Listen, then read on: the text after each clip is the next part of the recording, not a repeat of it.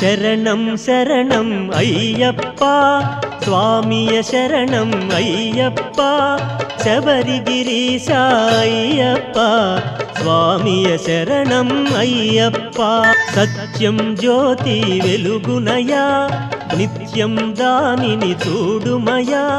పరుగున మీరు రారయ్యా శబరిగిరికి పోవుదము స్వామి హరిహర మానస సుతుడైనా సురుల మొరలను ఆలించి ధరణిలో తాను జనించి 14 వసించి స్వామి హోరాడవిలో బాలునిగా